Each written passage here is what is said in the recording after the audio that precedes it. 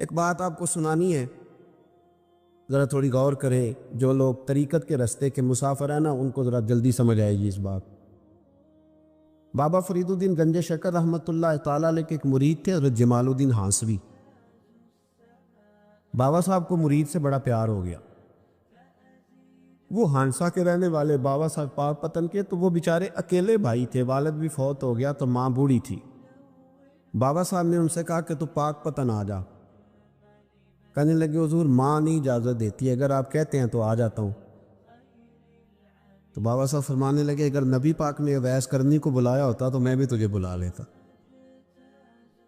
لیکن نبی کریم علیہ السلام نے انہیں نہیں بلایا تو لہذا میں تجھے بھی نہیں بلاتا۔ لیکن پیار بڑا تھا تو بابا صاحب کہنے لگے چل تو پاک پتن نہیں آتا تو میں تو تیرے گاؤں آ سکتا ہوں۔ 3 سال بابا جی مرید کی خاطر اس کے گاؤں میں چلے گئے۔ ان بھی پیٹو جاندے نے مرید کی خاطر، پر مرید پجاروں والا ہونا چاہیے۔ اگر ہی وہ تو پھر انہوں نے راہ اوکھا لگتا ہے، پھر مشکل ہوتا ہے۔ چلے جاتے ہیں اب بھی، چلے جاتے ماڑا آئے تو انہوں کہنا تو جمعے راتی آئی سویرے 8 بجے، ہاں تو کدھر آگے؟ تگڑا آئے تو انہوں کہنے تو بڑی لیٹ آیا، تو راتی خواب بھی آیا سویرے۔ خدا بندہ یہ تیرے سادہ دل بندے کدھر جائیں؟ فقر بھی عیاری ہے، شہنشاہی بھی عیاری۔ میرے بھائی سنیں، بابا صاحب نا 3 سال مرید کے ہاں چلے گئے۔ 3 سال ہانسا میں آپ نے قیام فرمایا، 3 سال۔ والدہ تو ان کی جلدی انتقال کر گئی، لیکن بابا صاحب وہیں رہ گئے۔ تو وہ حضرت جمال الدین بڑے خوبصورت تھے، بڑے پیارے تھے، ویسے بھی ادائیں بڑی اچھی تھی ان کی، عالم فاضل۔ حضرت خواجہ بہاؤالدین زکریا ملتانی ایک دفعہ پاک پتن آئے بابا فرید صاحب کو ملنے، تو انہیں جمال الدین ہانسوی پسند آ گئے۔ انہوں نے ملتان جا کے بابا فرید کو خط لکھا کہ میرے سارے مرید اور خلفاء لے لے، پر اپنا جمال الدین مجھے دے دے۔ تو بابا صاحب نے جواب میں ایک کی جملہ کا اور بڑا شاندار کہا، کہنے لگے بہاؤالدین حد کرتے ہو، کبھی کسی نے اپنا جمال بھی کسی کو دیا ہے؟ وہ تو میرا جمال ہے، یہ بھی کبھی کسی نے کسی کو دیا ہے؟ اللہ اکبر۔ انہوں نے نا کوئی روحانی کشش ڈالی حضرت جمال الدین ہانسوی کے دل۔ تو بابا صاحب اسباق پڑھا رہے تھے شاگردوں کو، تو حضرت جمال الدین ہانسوی آ گئے، آ کے کہنے لگے حضور میں نے ملتان جانا ہے۔ بابا صاحب نے فرمایا کوئی کام ہے، کوئی مجبوری ہے، کوئی رشتہ داری ہے؟ سمجھ گئے بابا فرید صاحب کے معاملہ پیچھے سے گڑبڑ ہو گیا، کیا مسئلہ ہے؟ کہنے لگے حضور میں نے حضرت بہاؤالدین زکریا سے ملنا۔ محبت میں شراکت داری نہیں قبول ہوتی نا، باقی معافیاں مل جاتی ہیں، شراکت داری کی کوئی معافی یہ تو نے کیوں کی؟ شریک تو نے کیسے بنا لی؟ ایک در پھڑیے تے محکم پھڑیے تے ایک دے ہو کے مریے، یہ تو نے کیا کیا؟ فرمانے لگے اچھا بہاؤالدین زکریا سے ملنا ہے؟ کہا ہاں۔ پیار بڑا تھا بابا صاحب کا خواجہ بہاؤالدین زکریا سے، محبت بڑی تھی۔ فرمایا اچھا میں تیری خاطر یہاں آیا ہوں اور تو نے کوئی قدر ہی نہیں ڈالی، تو کہتے آگے جانا ہے، جا اب تو اسی کے پاس جائے گا۔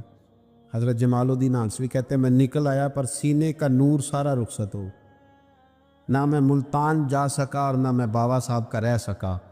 3 سال ہو گئے معافیاں مانگتے۔ پر بابا صاحب نے فرمایا یار میں تیری خاطر بڑھاپے میں یہاں آیا اور تو نے سوچا ہی نہیں، تو نے قدر ہی نہیں ڈالی، تو نے یہ کیا کیا میرے ساتھ؟ ایک تاجر آیا کرتا تھا بابا فرید صاحب سے ملنے سال کے بعد، وہ آیا تو اس نے لوگوں سے پوچھا کہ وہ کدھر ہے جمال الدین جس سے سلام لے کے بابا صاحب سے لوگ ملتے تھے، جو رستہ تھا بابا صاحب کی طرف جانے کا؟ وہ تو روڑی کے ڈھیر پہ بیٹھے۔ وہ ملنے گئے اور جب جا کے ملے نا حضرت جمال الدین سے تو وہ رو پڑے۔ کہا کیا ہوا؟ کہنے لگے بس ہوا یہ کہ میں اس کی قدر نہیں ڈال سکا، جو قدر مجھے کرنی چاہیے تھی نا یار کی، میں وہ قدر کر سکا، میں قدر نہیں کر سکا، یہ مجھے سزا ملی۔ کہا ان سے کہنا معاف کر دے۔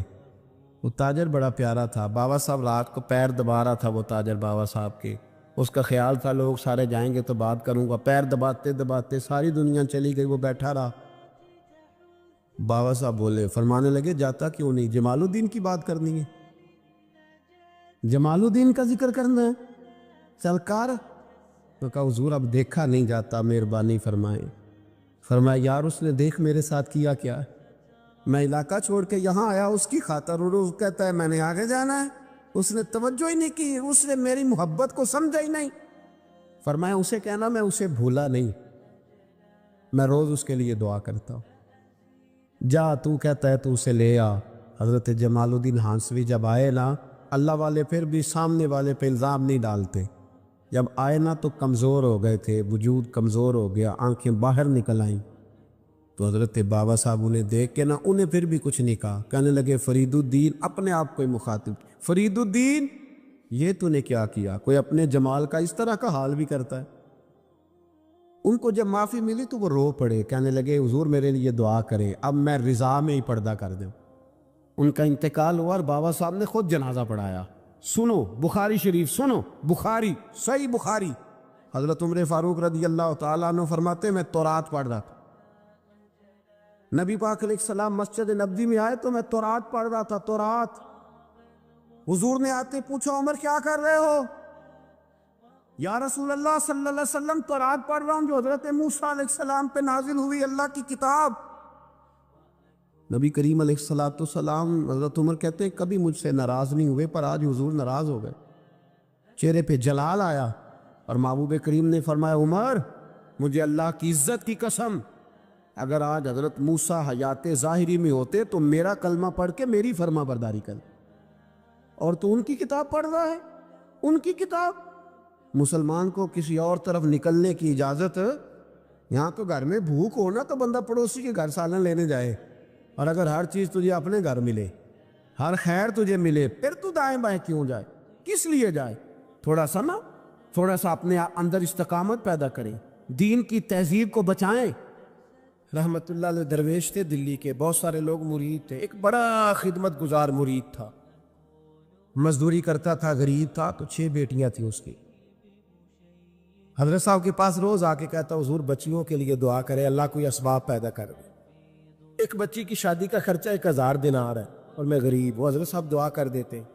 خانقاہ شریف کے تھوڑے ہی فاصلے پر حضرت جہاں بیٹھ کے مریدوں کی تربیت کرتے تھے، اس سے تھوڑا ہی فاصلے پر نا ایک عیسائی رہتا تھا، بڑا مالدار تھا، بڑی سارے اونٹ، گائیں، بھیڑ، بکریاں رکھی ہوئی تھی، اور حضرت شرف الدین رحمت اللہ علیہ کی بڑی مخالفت کرتا تھا۔ اور یہ جو آپ کا غریب مرید تھا یہ اس کا پڑوسی تھا، ایک دن بلا کے نا ان کو کہنے لگا کہ تو کدھر جا کے جو ہے وہ ٹکرے مار رہا ہے، وہاں بھی کچھ نہیں ملنے والا، وہ تجھے کیا دیں گے جن کی خانقاہ خود چندے پہ چلتی ہے، مدرسہ چندے پہ چلتا ہے، مسجد چندے پہ چلتی ہے، تیری بیٹی کا معاملہ کہاں حل ہوگا؟ اس درویش نے کہا کہ تو میرے پیر کو نہیں جانتا، تو مجھے میرا محبوب نہیں ڈٹھا، تو پتہ نہیں نا، تو اس رستے کا مسافر نہیں، تو نہیں جانتا، ان کا بس چلے نا تو وہ ہر قیمت میں میری بیٹیوں کی شادی کرا دے۔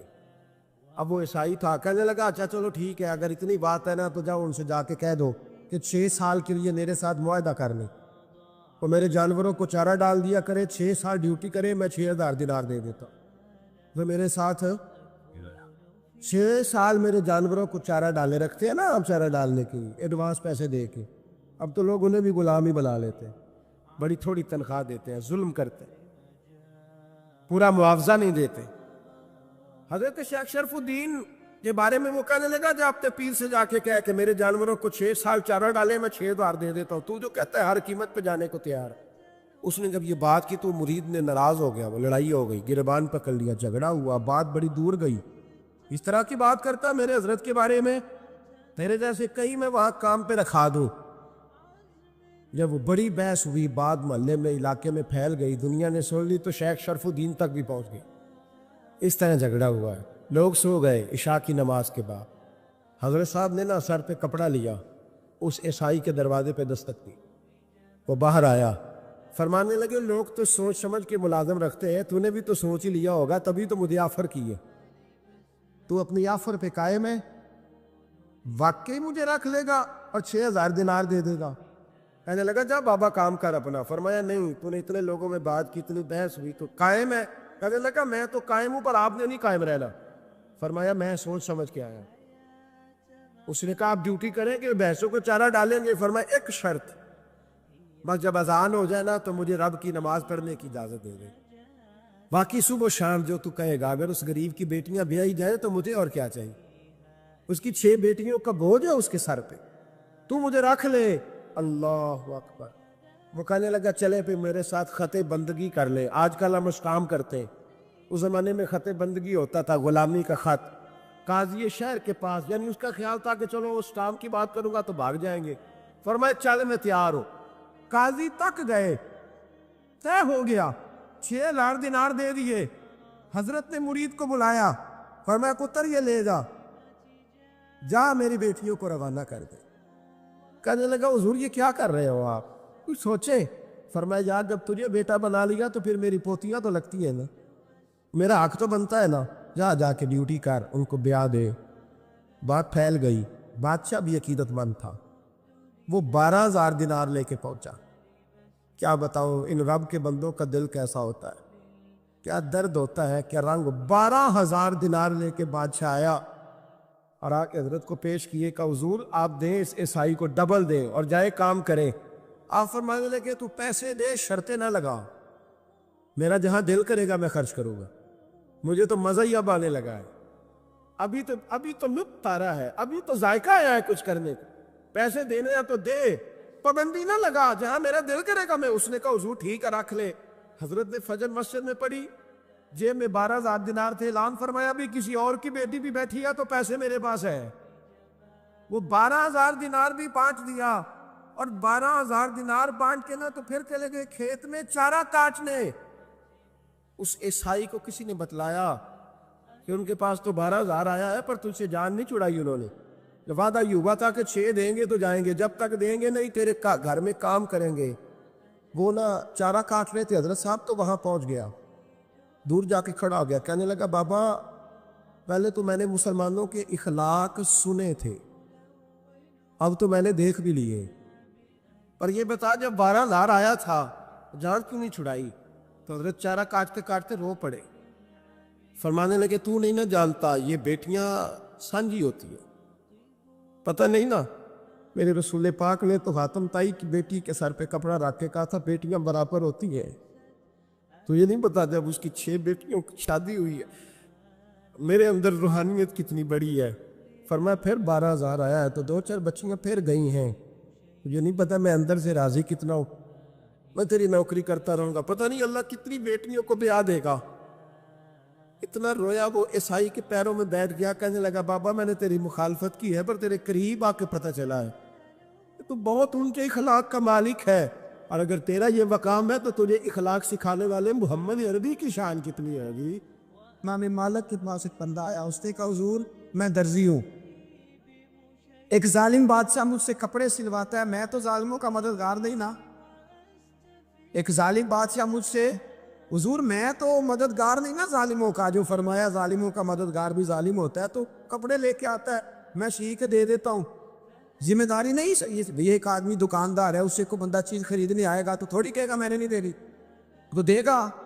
کوئی بندہ اگر کسی شخص سے کوئی کام کہتا ہے جو اس کی فیلڈ ہے، اس کا شعبہ ہے، اس کا معاش کا وہ سلسلہ ہے، کہتے یا رسول اللہ صلی اللہ علیہ وسلم ظالموں کا مددگار بھی ظالم، حضور نے فرما دیا۔ تو امام مالک سے بندے نے مسئلہ پوچھا، دل کی تختی پہ لکھنے والی باتیں ہیں، کہا حضور میں درزی ہوں، ظالم کپڑے سلواتے ہیں، میں تو مددگار نہیں نا۔ امام صاحب کہنے لگے نہیں، مددگار تو وہ ہوگا جو تجھے سوئی دھاگا فراہم کرے گا، تو تو پورے کپڑے سی کے دیتا ہے، تو خود بہت بڑا ظالم، تو پورے سوٹ سی کے دیتا ہے، تو بہت بڑا ظالم خود ہے۔ مددگار تو وہ ہوگا جو تجھے دھاگا دے گا، جو تجھے بٹن دے گا، جو تجھے نلکی دے گا، جو ظالم سے اتنی نفرت ظلم کر کے بندہ ہے۔ یہاں تو ہمارے زمانے میں ہیرو بن جاتے ہیں لوگ، ظالم ہیرو ہے، لوگ اس سے ڈرتے پھرتے گھومتے پھرتے، اور بہت سارے کم مزاج لوگ اس کے پیچھے ہاتھ باندھ کے پھرتے ہیں۔ ظالموں کی مدد کرنا، ظالموں کے ساتھ رہنا، یہ ظلم ہے، ظلم، یہ زیادتی ہے۔ میرے نبی پاک صلی اللہ تعالیٰ علیہ وآلہ وسلم نے ارشاد فرمایا، یاد رکھو رب فرماتا ہے میں مظلوم کی مدد ضرور کروں گا، چاہے جلدی کروں چاہے دیر سے کروں، میں مظلوم کی مدد۔ اور حضور صلی اللہ علیہ وسلم نے فرمایا ہے، حضرت معاذ بن جبل کہتے ہیں حضور نے مجھے یمن کا گورنر بنایا، جب میں جانے لگا نا تو حضور نے بڑی نصیحتیں کی، بخاری میں موجود ہے، فرماتے جب میں پلٹنے لگا تو میرے رسول نے فرمایا معاذ 1 منٹ ٹھہر جا، ایک بات میری یاد رکھنا، اس کو نہ بھولنا۔ کہا حضور کیا؟ فرمایا دیکھنا کسی پہ ظلم نہ کر بیٹھنا، کہیں تجھ سے زیادتی نہ ہو جائے۔ محبوبہ پھر حضور نے فرمایا سن میرے معاذ، میں تجھے گورنر بنا رہا ہوں، زیادتی نہ کر بیٹھنا، یا رسول اللہ صلی اللہ علیہ وسلم کیا ہوتا ہے؟ تو میرے کریم نے فرمایا جب مظلوم دعا کے لیے ہاتھ اٹھاتا ہے تو عرش کا مالک کہتا ہے فرشتوں پیچھے ہٹ جاؤ. عرش کا مالک کہتا ہے فرشتوں پیچھے ہٹ جاؤ، دروازے کھول دو. فرمایا مظلوم اور رب کے درمیان شے حائل کوئی نہیں. بڑے غور کے ساتھ سورہ مومنون کی ان ابتدائی آیات پر غور کرنا چاہیے. رب فرماتا ہے قد افلح المؤمنون، تحقیق مومن کامیاب ہو گئے. کون سے مومن؟ الذین ہم فی صلاتہم خاشعون، وہ جو اپنی نمازوں میں گڑ گڑانے والے ہیں، خشوع کے ساتھ، عاجزی کے ساتھ، انکساری کے ساتھ، ذوق کے ساتھ نماز پڑھنے والے ہیں. والذین ہم عن اللغو معرضون، اور وہ جو بیہودہ باتوں سے منہ پھیرنے والے، لغویات سے اپنا رخ پھیرنے والے، سنجیدہ لوگ. پھر ارشاد فرمایا والذین ہم للزکاۃ فاعلون، جو زکوٰۃ دینے کا کام کرنے والے ہیں. پھر فرمایا والذین ہم لفروجہم حافظون، اور وہ لوگ جو اپنی شرمگاہ کی حفاظت کرنے والے، اپنی شرمگاہ کی حفاظت کرنے والے. الا علی ازواجہم، مگر یہ کہ اپنی بیویوں پر، او ما ملکت ایمانہم، یا اپنی شرعی باندیوں پر. اس زمانے میں جو لونڈی خریدی جاتی تھی اس سے بھی وطی کرنا جائز تھا، اگرچہ اب لونڈیاں موجود نہیں ہیں تو یہ فعل بھی موجود نہیں، سوائے اپنی بیویوں پر یا شرعی باندیوں پر. فإنہم غیر ملومین، فرمایا جو یہ کام کرے اس پر کوئی ملامت نہیں ہے. اپنی بیوی کے پاس شرعی طریقے سے جائے یا باندی کے پاس جائے. فمن ابتغى وراء ذلك، اور جو آدمی اس کے بعد اس حد سے بڑھے، اس کے سوا کچھ اور کرے جو بندہ، فرمایا فاولئک هم العادون، یہ لوگ حد سے بڑھنے والے، جو لونڈیوں اور باندیوں کے علاوہ، اپنی بیویوں کے علاوہ کسی اور جگہ گندگی کریں، یہ حد سے بڑھنے والے، حدوں کو کراس کرنے والے لوگ ہیں. پھر ارشاد فرمایا والذین هم لاماناتہم وعہدہم راعون، اور وہ جو اپنی امانتوں اور اپنے وعدوں کی رعایت کرتے ہیں، امانتیں ادا کرتے ہیں، وعدے پورے کرتے ہیں. اور وہ لوگ جو اپنی نمازوں کی حفاظت کرنے والے ہیں، جن میں یہ خوبیاں آ گئیں. میرا رب فرماتا ہے نماز میں خشوع وضو حاصل ہو گیا، فضولیات سے بچ گئے، زکوٰۃ ادا کرنے والے بن گئے، شرمگاہ کی حفاظت کرنے والے بن گئے، امانتیں عہد پورے کرنے والے بن گئے، اپنی نمازوں کے محافظ ہو گئے. اللہ اکبر، قربان جائیں. مالک فرماتا ہے اولئک هم الوارثون، یہی لوگ تو وارث ہیں. یا اللہ کس چیز کے؟ فرمایا الذین یرثون الفردوس، یہ لوگ جنت کے وارث ہیں، یہ جنت کے وارث ہیں یہ لوگ. ہم فیہا خالدون، اور فردوس سے، جنت سے نکالے نہیں جائیں گے، ہمیشہ ہی جنت میں رہیں گے. یہ آیات اللہ کا مطالبہ بھی ہے، یہ آیات صحابہ، اہل بیت، اولیاء اللہ، ان تمام کی سیرت کا عکس بھی ہے. اور سب سے بڑھ کر سیدہ عائشہ صدیقہ فرماتی ہیں یہی تو آیات ہیں جنہیں اچھی طرح سمجھ لو گے تو تمہیں مدینے والے کے اخلاق بھی سمجھ میں آ جائے، حضور کے اخلاق بھی تمہیں سمجھ میں آئے. بڑے غور کے ساتھ سورہ مومنون کی ان ابتدائی آیات پر غور کرنا چاہیے. رب فرماتا ہے قد افلح المؤمنون، تحقیق مومن کامیاب ہو گئے. کون سے مومن؟ الذین ہم فی صلاتہم خاشعون، وہ جو اپنی نمازوں میں گڑ گڑانے والے، خشوع کے ساتھ، عاجزی کے ساتھ، انکساری کے ساتھ، ذوق کے ساتھ نماز پڑھنے والے ہیں. دیکھیں قرآن نے یہ نہیں کہا شروع میں کہ وہ لوگ اپنی نماز پابندی سے پڑھتے ہیں، بلکہ فرمایا وہ نمازوں میں عاجزی کرتے ہیں، وہ نماز میں خشوع کرتے ہیں، خضوع کرتے ہیں. نماز ہم بھی پڑھتے ہیں، ڈھیر سارے لوگ ہیں جن کا یہ مطالبہ ہے کہ میرا نماز میں دل ہی نہیں لگتا.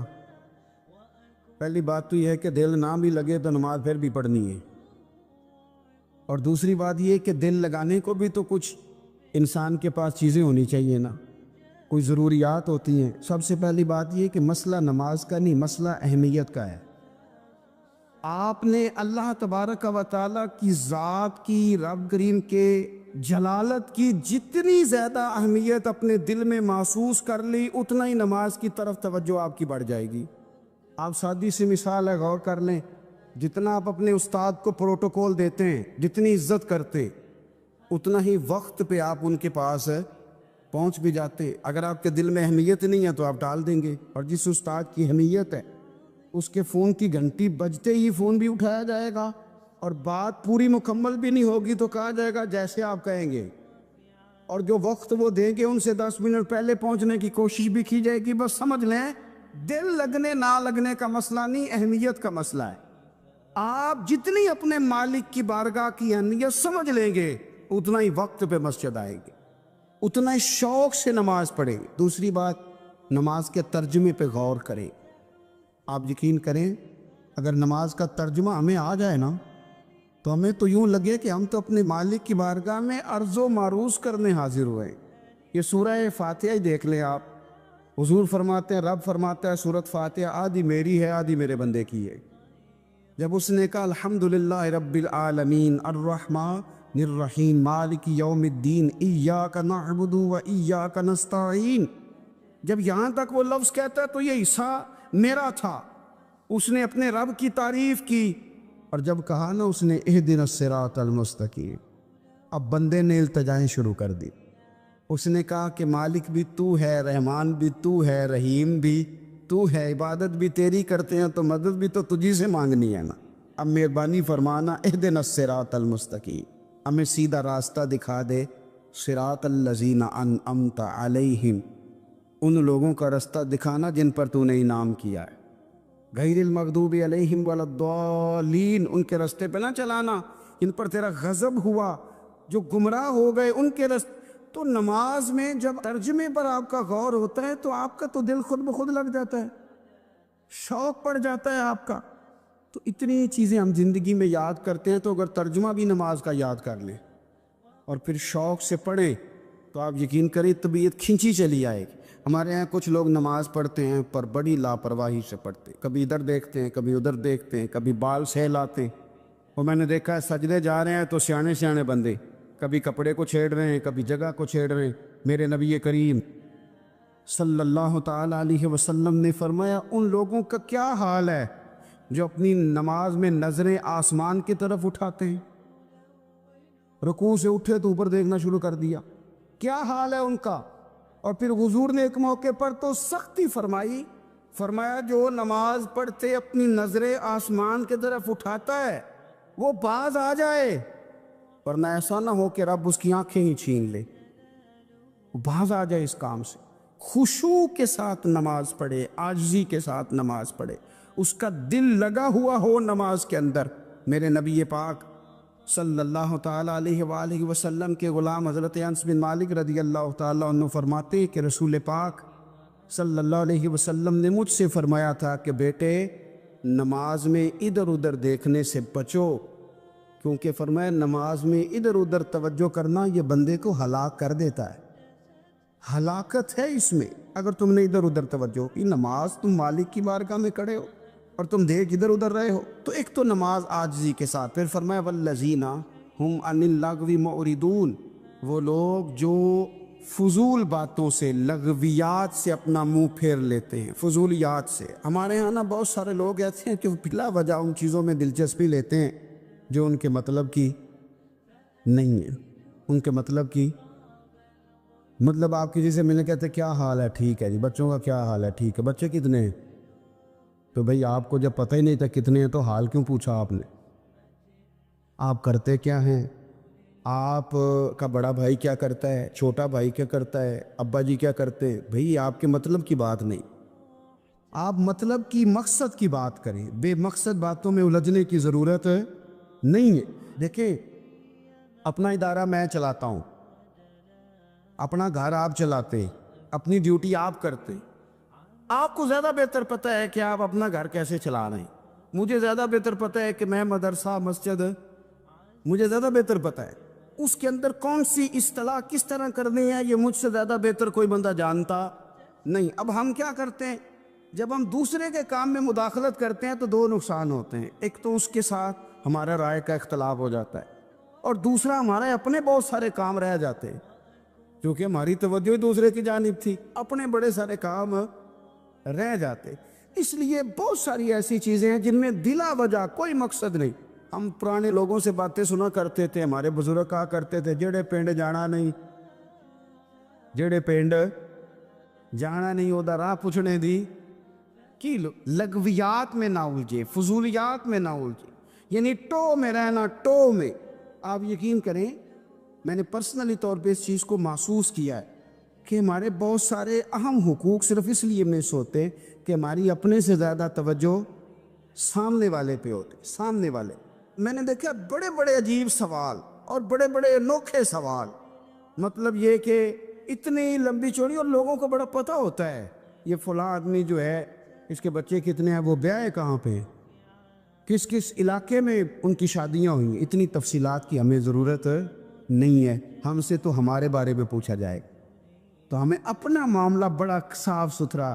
دیکھیں کیا سونی بات کی مدینے والے رسول, قربان جائیں حضور کے جملوں پر. ایک شخص نے پوچھا حضور سونا اسلام کون سا ہے, خوبصورت مسلمان کون ہے؟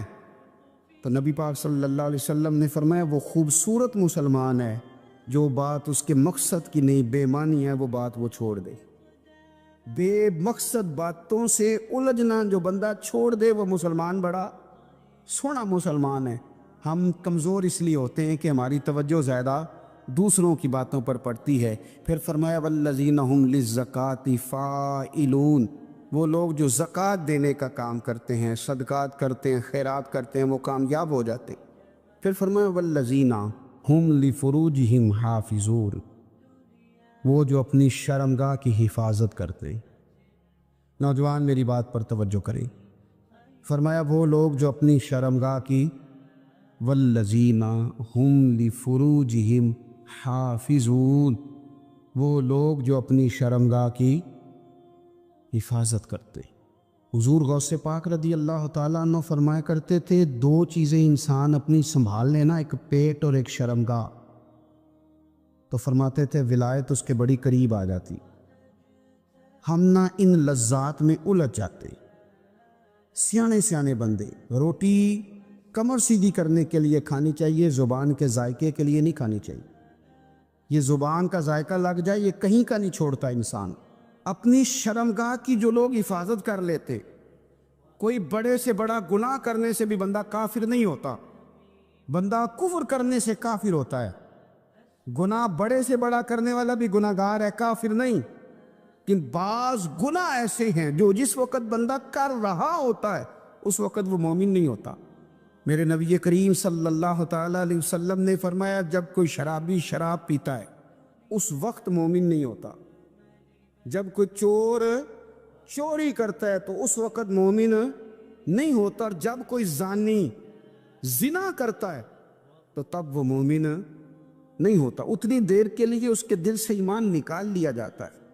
یہ جو ہمارے لڑکے بن سنور کے نکلتے ہیں, یہ جو میک اپ کا خرچہ لڑکیوں کے برابر لڑکوں کا ہوتا جا رہا ہے, یہ جو لڑکے بھی رات کو چہرے پر کریم لگا کر کے سوتے, یہ بتا سکتے ہیں کہ مقاصد کیا ہے؟ بتا سکتے ہیں؟ یعنی بچے بھی بغیر شیمپو کے بال نہیں دھوتے, مثلا کیا کرنا ہے آپ نے اس کا؟ بڑی بڑی قیمتی چیزیں جو ہیں وہ آپ نے رکھی ہوئی ہیں, مقصد کیا ہے؟